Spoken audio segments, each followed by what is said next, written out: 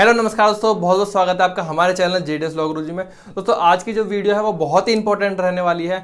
आज के जो पॉइंट्स हैं, जो अधिकार हैं, वो मैं एक रिलेशनशिप्स के ऊपर लेके आया हूँ। चाहे वो मैरिड कपल हो, चाहे वो अनमैरिड कपल हो, दोनों के लिए हैं। जो भी कपल्स हैं उनको ये चीज़ें पता होनी चाहिए कि कहीं ना कहीं वो ऐसी गलतियां ना कर रहे हो कि आगे चल के उन्हें बहुत दिक्कत आ जाए और वो बहुत परेशानी में फंस जाएं। तो इसीलिए आपको ये चीज़ें पता होनी चाहिए, जिनको देखते हुए आपको आगे के एक्शन लेने चाहिए या आगे की कार्रवाई करनी चाहिए।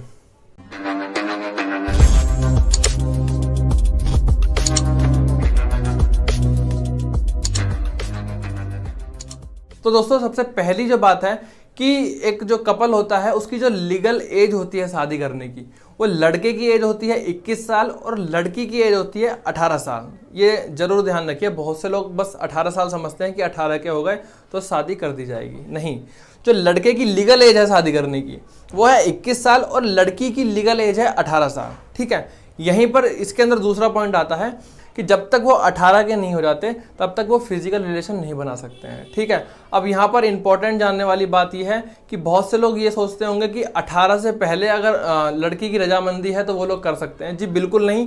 अगर उसकी रजामंदी है तब भी आपके खिलाफ कार्रवाई की जाएगी, बिकॉज जो लीगल एज है वो 18 साल है। ठीक है, मतलब आपके खिलाफ कुछ कार्रवाई होती है, आपके खिलाफ कोई सबूत पाया जाता है इस चीज़ के बारे, तो बहुत सावधान हो जाइए। ये बहुत तरीके से फंसाने वाली चीज़ है।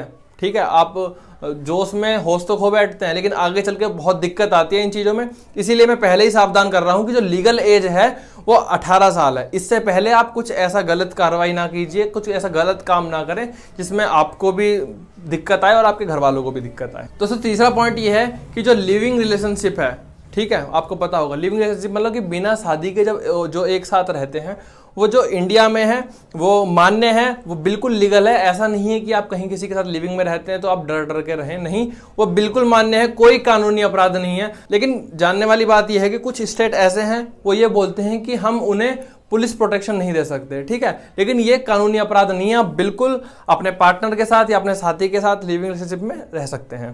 तो चौथा पॉइंट ये आता है कि बहुत से लोग लिविंग रिलेशनशिप में रहते हैं और उसके बाद एक टाइम पर आने के बाद मान लीजिए लड़का या लड़की लड़के के ऊपर कंप्लेंट करती है कि इसने मुझसे शादी का वादा किया, मेरे साथ इसने ऐसा गलत काम किया, ये किया, वो किया, फेक एलिगेशन लगाती है।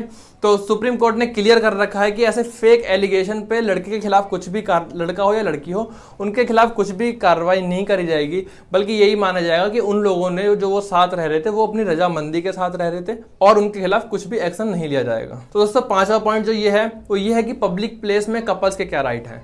ठीक है, अब बहुत सी बार आपने देखा होगा कि जो कपल्स होते हैं वो पब्लिक प्लेस में जाने से डरते हैं, जैसे पार्क वगैरह होते हैं, सिनेमा हॉल्स होते हैं, इनमें जाने से डरते हैं कि कहीं भी पुलिस वाला हमें पकड़ लेंगे तो टॉर्चर करेंगे, बदतमीजी करेंगे या कुछ ना कुछ पैसे की मांग करेंगे। तो बिल्कुल डरने की कोई ज़रूरत नहीं है। बस इतना ध्यान रखना है कि आप पब्लिक प्लेस में कुछ ऐसी एक्टिविटी ना करें जिनसे दूसरे लोगों को प्रॉब्लम हो।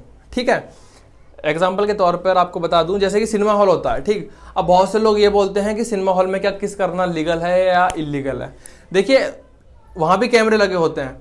जो सिनेमा हॉल होता है आपने देखा होगा, फ्रंट पे इस साइड भी और इस साइड भी कैमरे लगा होता है। लेकिन अब आपको बता दूं कि वो चीज़ किस करनी उस हद तक सही है जब आपके आजू बाजू आगे पीछे वालों को दिक्कत ना हो रही हो।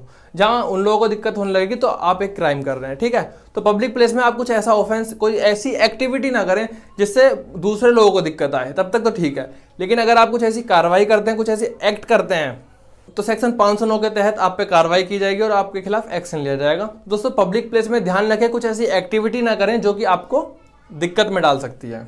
ठीक है दोस्तों, आशा करता हूं दोस्तों वीडियो बहुत पसंद आई होगी, सारे पॉइंट्स बहुत अच्छी तरीके से समझ में आए होंगे। इसी तरीके से मैंने पॉइंट वाइज सारी चीज़ समझाई हैं ताकि आपको इजीली समझ में आ सकें और आप खुद की भी मदद कर सकें और दूसरों की मदद कर सकें।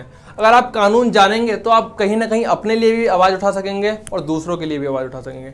आशा करता हूं दोस्तों वीडियो बहुत अच्छी लगी होगी। मिलते हैं एक और नई वीडियो में। बहुत बहुत धन्यवाद। कोई डाउट हो, कुछ ऐसा टॉपिक हो आपको नहीं समझ में आता हो तो कमेंट कीजिए, इंस्टा पे मैसेज कीजिए। मिलते हैं कोई नई वीडियो में। बहुत बहुत धन्यवाद। Okay bye bye, tata, take care.